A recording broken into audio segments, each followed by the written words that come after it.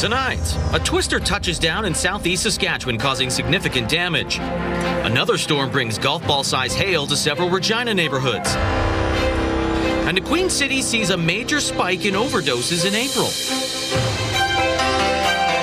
Live from our studios in Regina, this is CTV News.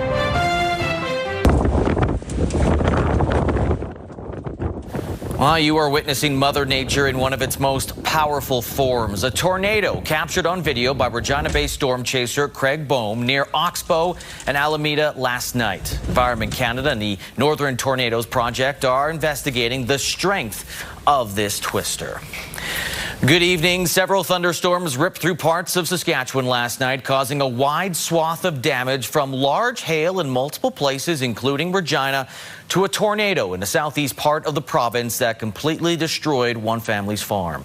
We start tonight's coverage around Alameda and Oxbow, where Sierra D'Souza Butts shows us the aftermath of yesterday's twister. Oh my God! Seeing a tornado for the first time, Tanner Churchill rushed to capture the moment.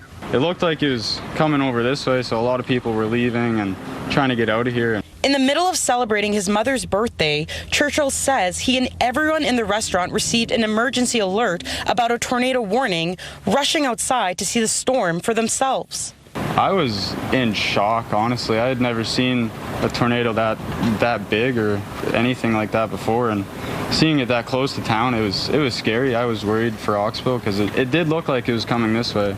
The tornado just missed the community located 250 kilometers southeast of Regina. One farm in the region was the hardest hit, a family home and outbuildings completely destroyed. Environment and Climate Change Canada says the cause of the dangerous storm was varying winds from south to west, allowing the atmosphere to spin. Those are important components, and those don't come from Oklahoma. So the cell itself developed over North Dakota and then drifted into southeastern Saskatchewan. The system coming after sections of the roof of the town's only grocery store were ripped off in a previous storm Sunday night. Well, especially with the grocery store, because the closest one is like Estevan. Yeah. So it's a little farther away. You got to drive to go get groceries. You can't get any here. So it sucks, but. The area hardest hit by the tornado was blocked off Wednesday afternoon as people in the community have come together to organize different fundraisers for a family whose home was destroyed by the tornado. Sierra D'Souza Butts, CTV News, near Oxbow. And this is video of an unconfirmed possible tornado taken by Amy Germain. It was across the field from her house outside of Markhitch near Southey and just north of Regina. This will also be investigated by authorities.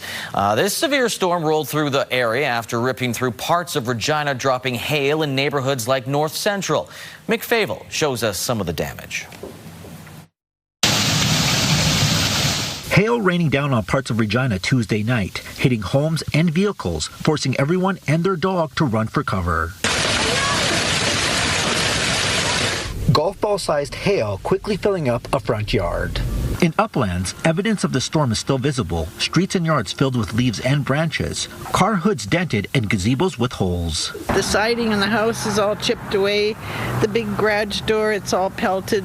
I was hoping my front window wouldn't have gotten broken, thank God, because I just got it replaced last year. The nearby church was also damaged with punctures in the plastic siding. There is a clear sign on the lawn of how high the storm water went. You can see that the water went all the way up, halfway up the lawn, and carried leaves and rubbish. And so I'm glad it didn't go right up to the door. Otherwise, we would have had trouble. Salthaven West Wildlife Rehabilitation received about a dozen calls regarding animals hurt by the hail. We've seen this a few times before in heavy storms where we get tornado warnings or watches that animals become injured. In most cases, they know to go somewhere safe to get shelter, but sometimes they're just caught off guard. Since the storm, SGI has received over 2,000 calls for vehicle claims, along with 200 more for home-related damages. The insurance company is planning ahead for addressing claims which have yet to be made. We know that wait times are going to be long for this because of how significant this event is. There's only so many adjusters around.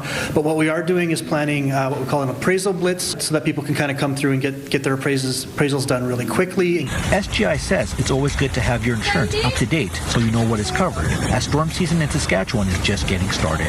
Mick Fable, CTV News, Regina.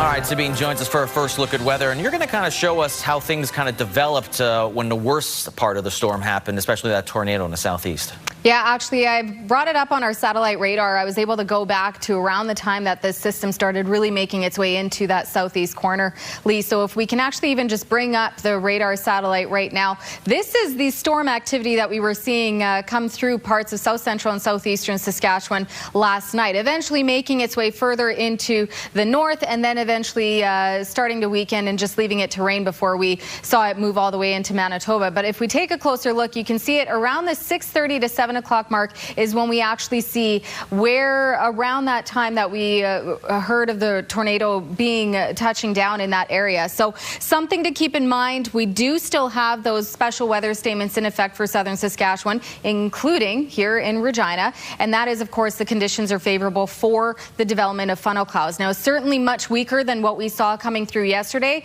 Temperatures also starting to cool down compared to what we saw for our average daytime highs. And that'll continue for tomorrow. And I'll have those details in your forecast. Lee? All right, thank you, Sabine. The Regina Police Service and the Saskatchewan Coroner's Service are investigating after human remains were discovered earlier this week. Police were dispatched to the 1300 block of Retallick Street about 4:15 p.m. on Tuesday, June 9th. Once they arrived, officers found what appeared to be human remains outside a home. The death is considered suspicious. However, as the investigation is in its early stages, no further details were provided. RPS did note, though, the discovery is not connected to the ongoing search for 35-year-old Camille Jeanette Hilderman. Anyone with information which could assist the investigation is asked to contact RPS or Crime Stoppers. An overdose alert has been issued for the city of Regina, with Regina Fire and Regina Overdose Outreach teams reporting 100 overdoses from June 1st to 10th, with at least 2 suspected deaths. Meanwhile, a police report shows overdoses in Regina nearly doubled in the month of April. The report shows 415 overdose reports compared to 242 in March. The situation was even worse in Saskatoon. The fire department responded to 680 overdoses in April. The Saskatchewan NDP says government efforts to deal with the situation are not working. Seems that the numbers are climbing, something that we've seen over the past few months. We're still lacking many services or resources to be able to tackle this issue right now here in the province of Saskatchewan. The provincial government recently passed legislation allowing for involuntary treatments for people with addictions. A man from Calder, Saskatchewan has been found guilty of manslaughter. Chris Sokolowski was initially charged with second-degree murder in connection with a June 2023 death near Esterhazy. At Yorkton's Court of King's bench this week, Sokolowski was found guilty of manslaughter by a judge. He was also found not guilty on a charge of indignity to a human body. His matter is now adjourned until September for sentencing. More than 2 years after a Saskatchewan woman was killed in Melfort, the murder trial of her former partner has been extended. Jasmine Peltier tells us why. The trial of a man accused of murdering his former partner in a Melfort hotel room has been adjourned. Defense requested the trial be adjourned to allow more time for evidence. I've been waiting for 2.5 years, and I guess in hindsight, like when this is all said and done, if we do get what we're asking, then it'll have been worth it. But right now, it's just super frustrating. Cody Chuby is on trial for killing his former partner, Danielle Dobrschek, in March of 2024 in a Melfort hotel room. The two had been raising 3 children together. On Wednesday, Dobrschek's former stepmother testified that in the week leading up to her death, Dobrschek had stayed with her stepmother in Prince Albert for several days because she said she and Chuby were having relationship problems and Dobrschek was considering a temporary separation. The stepmother testified that Dobrschek had been concerned about Chuby's mental health. Court heard the night before Dobershek's death, she and Chubby were out on a date night working through their issues. An RCMP member involved with the investigation testified that the bathroom door in the hotel room where Dobershek was found showed signs of forced entry.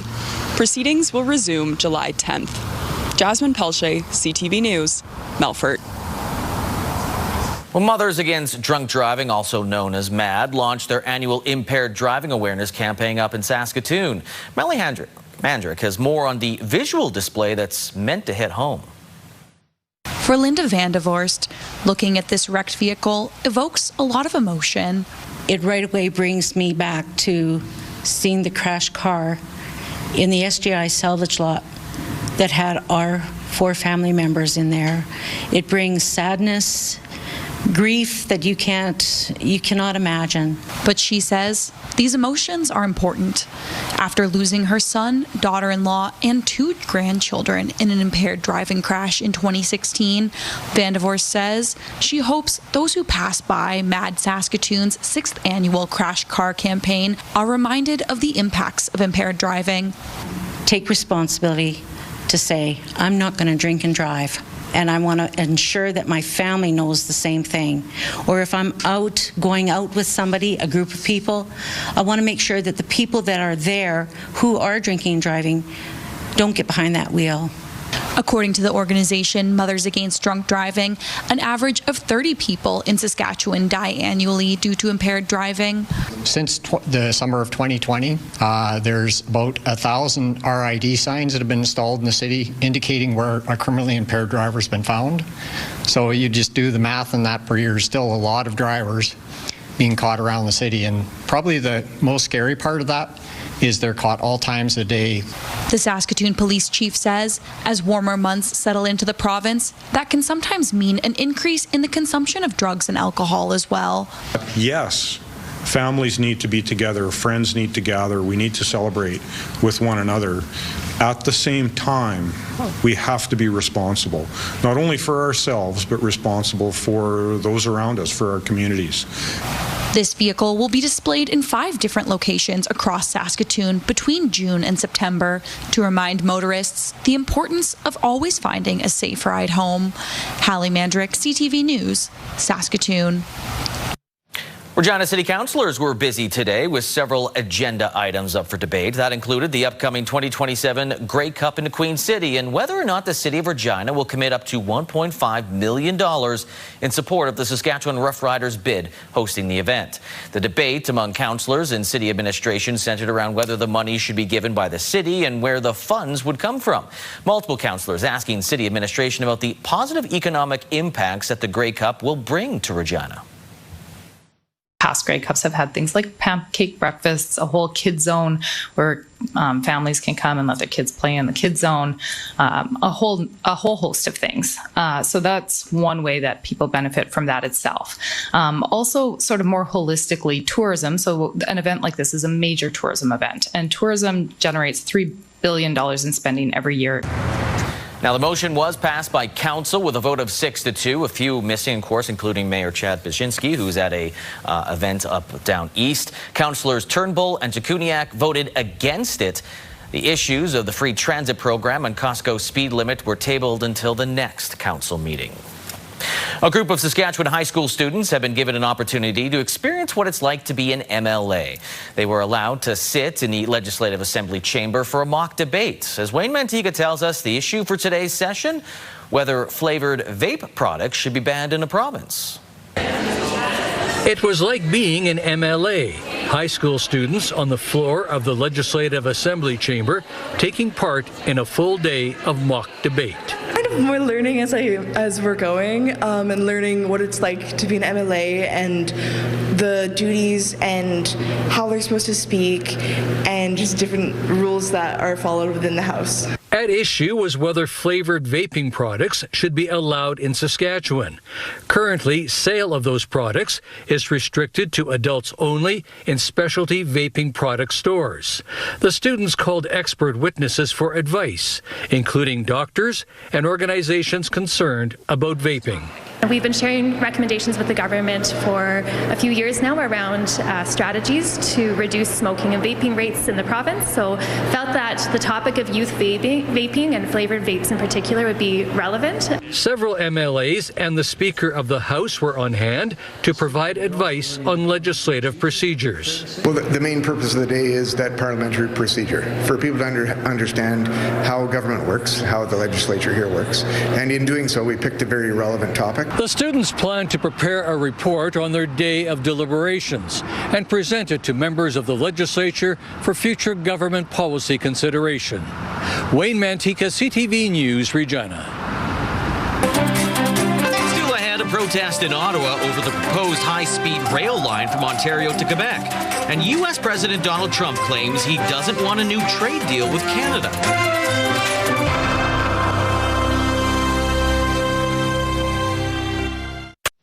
Hundreds of farmers gathered on Parliament Hill today, mobilizing against Ottawa's high-speed train project. This in the wake of a statement by the Parti Québécois that it would withdraw the province's support if elected in the fall election. Janvier Boschman has more from where opposition to the project has been brewing for months. Farmers took their protest to Parliament Hill today, intent on derailing the Alto high-speed train project. I'm the 7th generation on the farm, and the train, it's really not good for the next generations, and it can destroy agriculture. They say they fear losing land, losing part of their livelihood. Conservatives lent their support to their cause. To fight for our rural communities, to fight for our taxpayers and for affordability against this $90 billion liberal white elephant. This and other signs say farmers of growing opposition.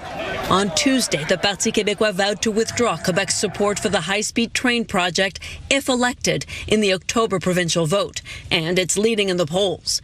It says the goal of the project is bolstering Canadian unity and says the central issue for Quebecers is local mobility, not travel to Ontario. But several mayors, including Montreal's and Quebec City's, defended the 1,000-kilometer electric rail corridor to link Toronto to Quebec City. It's good for the economy, they say, good for the environment. The federal government says it would create more than 50,000 jobs and that Ottawa is footing the bill. This is a project, a formidable nation-building project that includes Quebec. And of course, were it not to include Quebec, then there's really no project. But it is a federal project. But in Mirabel, opposition is particularly fierce. Thousands of farms were expropriated decades ago for an airport terminal that never really took off. They want to stop any train project that could section out the region. And farmers say they'll continue to hold protests, continue to try to have their voices heard by Ottawa. Geneviève Beauchemin, CTV News, Mirabel, Quebec. U.S. President Donald Trump signaling today he's not looking to renew a trade deal with Canada, adding, as he has said before, the U.S. doesn't need anything Canada has. His comments come as the Prime Minister was briefing premiers on the status of future CUSMA trade talks. Abigail Beeman has the latest.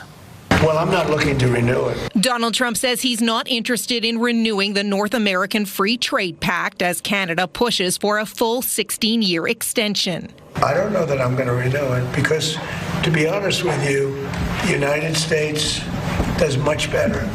Hey, we don't need anything that Canada has. We don't need anything that Mexico has, but they need everything that we have. And they have to treat us better. The comments come on the heels of Canada-U.S. Trade Minister Dominic LeBlanc's trip to Washington to meet with his counterpart, Jameson Greer. I'm eternally optimistic, Abigail. And Ontario Premier Doug Ford's attempt at a charm offensive in D.C., meeting 20-plus business leaders and lawmakers. They rolled out the red carpet for us. They treat us so well. The July 1st deadline for a CUSMA review now just weeks away, but trade experts and Canadian government officials alike trying to calm concerned stakeholder nerves that passing that deadline with no deal doesn't mean CUSMA falls apart, and Americans haven't signaled an intent to tear it up. But uncertainty is a real problem. We've seen it so many times now. We know this is just how this guy talks in public. We know this is just the way he thinks he negotiates. Creates the specter that he's going to walk away from CUSMA. No official comment from LeBlanc's office nor the Prime Minister's office, but Mark Carney has said several times he won't comment every time Trump speaks. Abigail Beeman, CTV News, Ottawa. Meanwhile, the U.S. president is threatening to attack Iran again if no peace agreement is secured. Donald Trump posted on Truth Social that reads in part, "They've taken too long to negotiate a deal that would have been great for them. Now they'll have to pay the price." His warning comes hours after Bahrain, Kuwait, and Jordan came under Iranian fire. It happened after the Americans carried out airstrikes against Iran yesterday when Trump blamed it for the crash of a U.S. attack helicopter.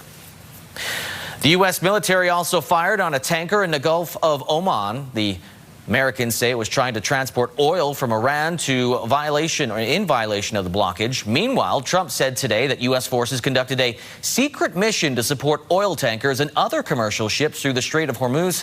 He insists it helped get more than 100 million barrels of oil through the critical energy corridor. Now, among Iran's demands, an end to fighting in Lebanon, but attacks between Israel and Iran-backed Hezbollah continue. Lebanese security sources say Israeli airstrikes killed at least 13 people in the south today. The militant group claimed new attacks against Israeli forces. Coming up, Canada Post pays tribute to the first ever Pride Parade in Western Canada.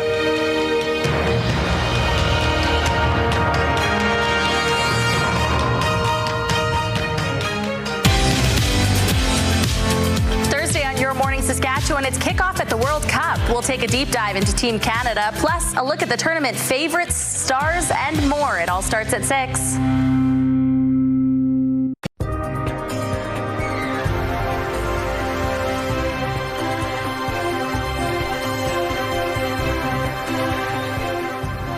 A rainy day in the Queen City. Rain continuing throughout parts of the province. Gotta use those windshield wipers. Very green out there and a cooler day.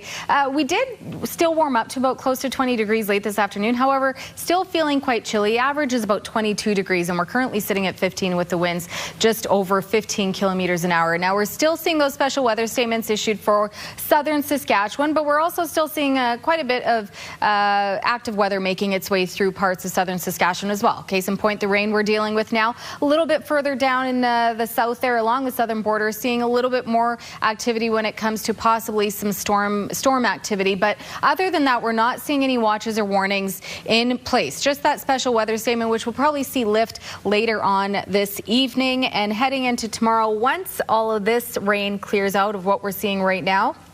Later this evening, more of that rain continuing to move down into parts of the state. So we'll see that clear out. And then for most of Thursday, we're looking at mostly cloudy conditions for most of Saskatchewan and some scattered precipitation throughout, continuing all the way up in the Prince Albert area, down into the Saskatoon Wynyard area, and even into southern Saskatchewan throughout the day.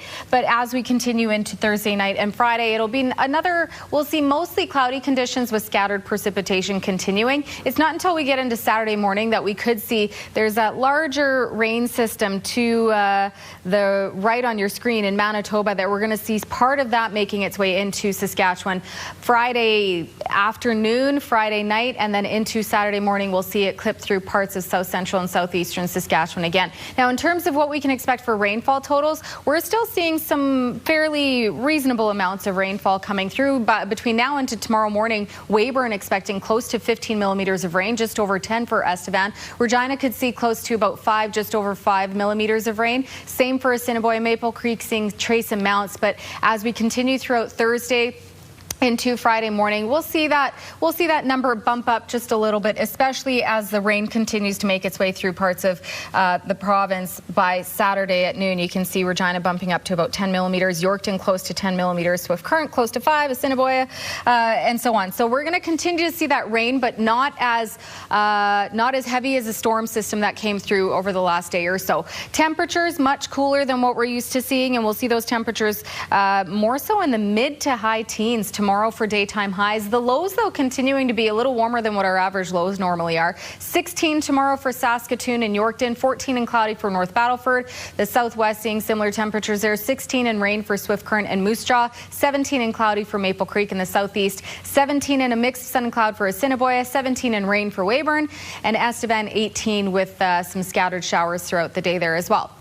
Tonight, expect rain in Regina. 10 is the expected low. Warming up to 16 tomorrow with some scattered showers throughout the day. And expecting the winds picking up, gusting up to about 60 kilometers an hour. And that's just for tomorrow. Now, as we approach the weekend, we will see a gradual warm up. I know we want to know what Saturday is looking like for our home opener, so I'll talk about that in a second. But Friday, expecting the winds continuing to be quite high, gusting to 55 kilometers an hour, 16 and mainly sunny. For Saturday, expecting a daytime high of 19. Kickoff at 5 p.m. Still expecting it to be around 19 degrees and sunny with the winds about 35, 40 kilometers an hour. But by the time we head into later in the evening, expect those temperatures to get a little cooler. So maybe bring a sweater or a jacket with you if you are heading out to the game. Sunday, 22. We're back into the 20s for the rest of the week. So back into seasonal range, 22 and mix of sun and cloud. Mainly sunny on Monday, 21, 22 on Tuesday. And by Wednesday next week, we're back into that seasonal range, 23 degrees and mainly sunny. So still a little bit of cooler temperatures for the next day or so in rain, but the weekend's looking pretty nice. Yeah, we look forward to the weekend and give that southeast part a break. Yes, absolutely. Saskatchewan, my goodness, it's been a rough couple days. Thank you, Sabine. You bet. Well, June is Pride Month, and to honor that, Canada Post has unveiled 4 new commemorative stamps, marking historic establishments and trailblazing moments in Canadian history. Alison Bamford has more on the Saskatoon Festival, considered to be the first celebration of LGBTQ2S+ culture in Western Canada. Do you remember when we used to come here? Faded memories of a vibrant celebration. In 1978, this was the site of the inaugural Metamorphosis Festival. I remember coming down steps. For Jean Dudley, it was an escape at a time when it wasn't always safe to be open about your sexuality. I was a teacher, and it was really scary because we could lose our jobs. Long before organized pride festivals and parades, Metamorphosis was the first celebration of queer culture in Western Canada, something Terry Summers looked forward to every year. It became a way of meeting other people, sharing experiences, thoughts, and of course with a little bit of activism thrown in. The first festival brought more than 200 people to Saskatoon from across the prairies. And now the landmark moment is stamped in time. It's beautiful. Canada Post unveiled the design this month as part of a 4-stamp collection highlighting LGBTQ2S+ history. To have a stamp that was recognized by the company has just shown how all those years of hard work that we put in really made a difference. The festival ended its run in the late 80s, but the advocacy never stopped. Both women now work to preserve that history through the group Spark Your Pride. We're continuing on what was started in Metamorphosis, just in a different format and in a different way. And they say these stamps are just another way of cementing queer culture into Canadian history. Alison Bamford, CTV News, Saskatoon. Still ahead, despite several departures, the Riders are hoping to not rebuild, but reload their dominant defense.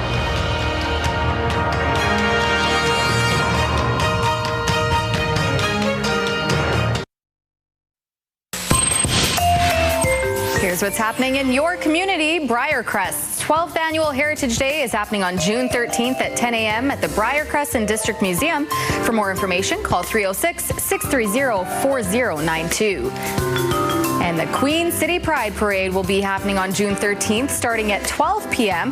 It starts at 23rd Avenue and ends at Lakeshore Drive. For all the details, head to queencitypride.ca/events/Queen City Pride Parade. Submit your event to our community by visiting our website, ctvregina.ca, and click Community Calendar or scan the QR code on your screen. While the offense might get the headlines, it's the Riders' defense that could be the biggest factor in Saturday's season opener versus BC. Not only are they facing an explosive attack led by Nathan Rourke, but several defensive starters will be making their Rider debut. Donovan Mace has the details. Going into his second CFL season, Ali Saad knows he has big shoes to fill on the Riders' defensive line. I knew I had to step in, figure stuff out. I knew I had to put on some weight, get better at what I need to do, and fix those mistakes from last year. Saskatchewan looking to fill the gaps left by some key departures over this past offseason. Coming in to help out is C.J. Rivas. C.J. Rivas and A.J. Allen. Malik Carney had 2 of them. He is coming in along with Shane Ray. Malik Carney and Shane Ray. Pressure. Johnson has it. Even Micah Johnson all gone from last year's star-studded defense, which had 5 all-CFL players. Our defense has been the talk so far, and based on what I'm seeing, based on what we're doing, I feel like we're solid and probably even better than last year. There's even a new defensive coordinator as Corey Mace handed the reins to Josh Bell. He's a different guy. He's not Coach Mace, so he wants to bring different things to the table when he gets to call it, and we already expected that anyway. While the defensive backfield remains mostly intact, Mace believes young players like Saad will step up, along with the additions of James Fodders, Devin Adams, and Desmond Evans on the D-line, and former BC Lion Josh Woods at linebacker. I thought we filled some gaps that we lost from the defensive side, and it's really to be seen once we go out there and prove that we have to execute those things. And it will be quite a test to start things off, facing a Lions offense led by Nathan Rourke, who last year threw for more than 5,000 yards and 31 touchdowns, along with another 10 on the ground. Donovan May, CTV News, Regina.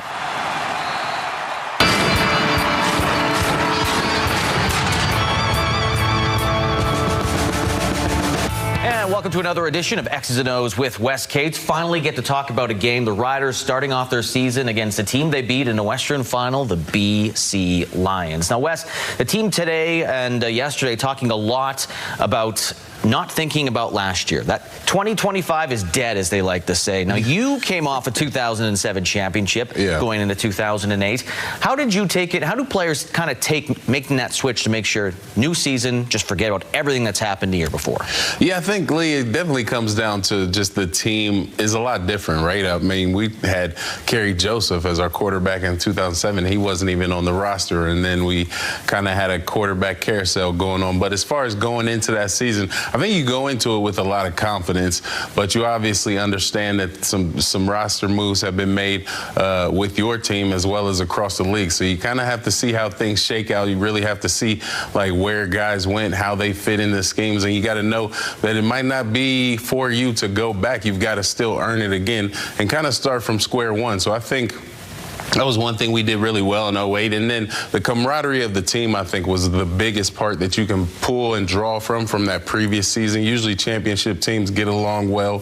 That's part of winning. And I think that carries over into the next season a little more. And then the new guys you have coming in understand that you're a championship team, so they kind of fall into line a little better and grasp the culture, and they don't come in thinking maybe they're saviors or trying to, step in and be the guy. So Michael Bishop was a good team player?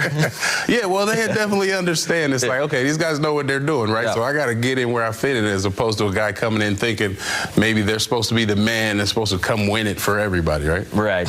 Let's talk about this year. Of course, they're playing the BC Lions. Nathan Rourke is considered one of the top quarterbacks in the league, to no surprise.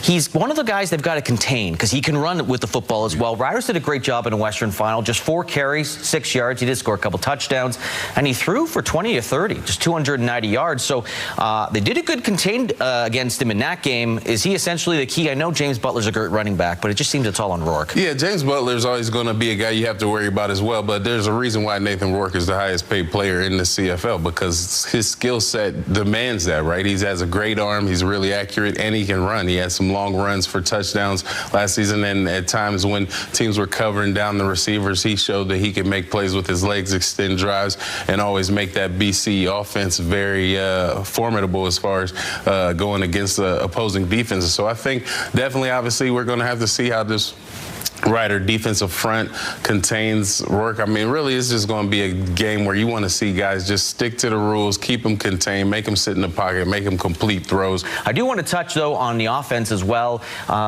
Trevor Harris has got, as far as compared to the Grey Cup, a lot of new receivers. Those faces are gone. Neal's gone. Myers is gone. Jojo is gone. But looking at this offense, do you look at A.J. Ouellette, say, you've got to be starting this engine, at least for this game? He had a great game against BC, over 100 yards in that Western Final. Yeah, I think that you definitely want to make sure AJ gets his touches, but at the same time, I kind of want to see the offense come out and really actually come out throwing, trying to get a little bit of a rhythm going. Obviously, you want to get AJ a touch or two in that first drive, and then kind of as the offense goes, you maybe lean on the run a little more heavily, but you do want to get some some camaraderie or just some rhythm going. Some good chemistry. Yeah, some chemistry between Harris and the receivers and some of those new guys as well. All right, we'll wait and see. Back in 2008, you guys won the first 6 games of the season, and every Grey Cup championship, the Riders, the next year, they did win the season opener. We'll see if that trend continues on another edition of X's and O's.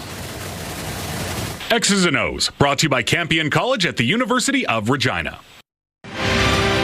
Still ahead, students in Saskatoon create a unique mural.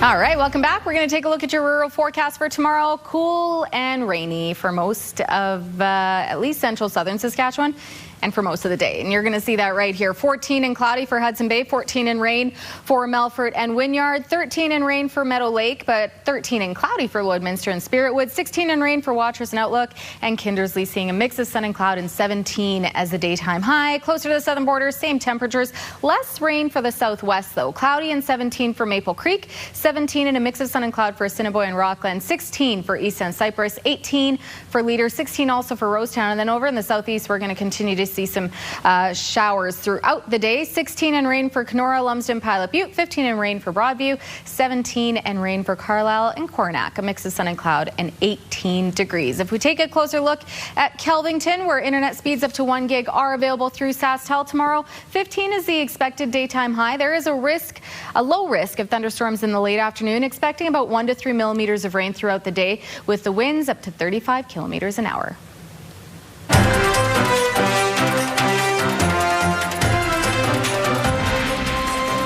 We have an update on the Oxbow Alameda tornado that hit last night. Northern Tornado Project has given a preliminary rating of EF3 for that tornado. Northern Tornadoes Project, it's a research team out of Ontario's Western University. They had a survey team continue to investigate the damage, and if confirmed, this rating would make it the strongest tornado in Canada since Didsbury, Alberta in 2023, and the strongest we've seen in Saskatchewan since the last EF3 in 2010. A group of Saskatoon students have created a legacy project that goes far beyond the classroom. As Carla Shinkaruk found out, a mural celebrating Mischief culture is taking shape one brushstroke at a time. This one needs a second coat. For these grade 8 students in the Creative Action program at Wilson North Park School, spending the final days of the school year out here has been appreciated. I'm in grade school still, but here I am in grade 8 painting a giant mural with my friends, and it's super fun. This mural sits here under the Circle Drive Bridge pedway. Students walked here daily for about a week to work on it. They're just looking for a different classroom experience. So being out of the classroom and on site in other locations works really well for some learners. The idea came from artist Josh Jacobson. I put the pieces together, I outlined it, but everything that's been filled is their work. Through a grant and donated paint, he curated the piece in conjunction with Michif elder Faye Maurice. We honor Michif culture and teach the kids about what it means to be Michif and the history. And it touches on Métis, but it's fairly focused on the Michif component. Students learn that the Michif language is at risk of being lost. And we have Michif words for different flowers and berries and stuff. Well, we had Auntie Faye come in before we started this project and teach us about their culture and the language. The project also a source of pride for these students. Over the weekend, I brought my grandparents, and they really loved it. One person wrote on a piece of paper on our wall, "Thank you for making beautiful art," and it really touched us. Students also helped in the planning, learning business skills too. So how do you do a large art project, and what does it take to do right from the ground up? So really incredible life skills. An official unveiling is planned for June 22nd. Carla Shinkaruk, CTV News, Saskatoon.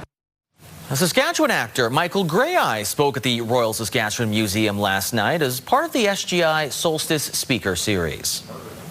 Gray Eyes, who is from the Musqueam Cree Nation, spoke about the power of language and how the words people choose can help shape the future.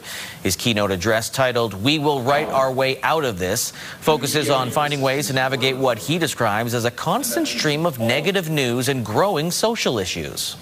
I'm kind of looking at the world around me right now, and I just see so many problems, so many issues. And I was like, how do we address the sort of like the constant like bombardment of bad news? Like how do we work our way through this? And I've been thinking about it for a long time, and that's what tonight is about. Gray Eye says he hopes attendees will reflect on current systems and way of thinking and consider whether new approaches are needed to address the challenges facing communities today. Any challenges on the canola farm prices front? Well, street price is up almost $5 to $724.45 per ton, while the futures price is up $6.10 to $774.50 per ton. Good jump there. Street price of Amber Durum wheat, $285.20 per ton. Red spring wheat's up $1.66 to $272.20 per ton. Feed barley, $261.21 per ton, and flax is $630.54 per ton. Those prices courtesy of Bunge and ICE Futures Canada. Some challenges on the markets. The TSX dropped by 260 points. The Dow Jones dropped by 953 points. As for the Canadian dollar, it did not move. It's sitting at 71.66 cents US. On the commodity front, gold up $1.61. West Texas Intermediate crude jumped up $1.83 past the $90 mark a barrel. Western Canadian Select crude, it dropped by $2.37, pretty close to that $74 a barrel mark. And gas in Regina has not moved. If most places, you will find it at $1.65.9 per liter.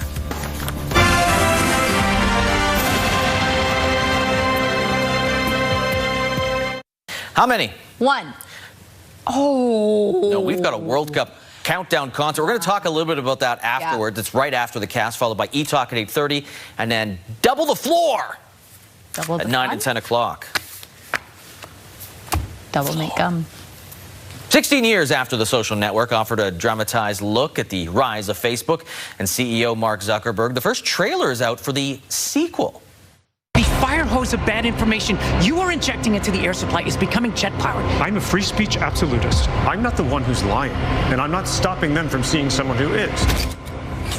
So Jeremy Strong will play Mark Zuckerberg in The Social Reckoning. It's written, directed, and co-produced by Aaron Sorkin. Oh, and it's based on the true story of a Facebook engineer who shared confidential company documents with the Wall Street Journal. Sony Pictures says it follows a dangerous journey that ends up blowing the whistle on the social network's most guarded secrets. The movie is out October 9th. Okay, I'd be willing to watch that. Okay. I wasn't sure at first. But you're in. Yeah, I'm in. All right. All right, now let's get to this big concert that we're going to be tuning into. Today is the unofficial kickoff to the FIFA World Cup 2026 with the Countdown concert in Toronto, Los Angeles, and Mexico City.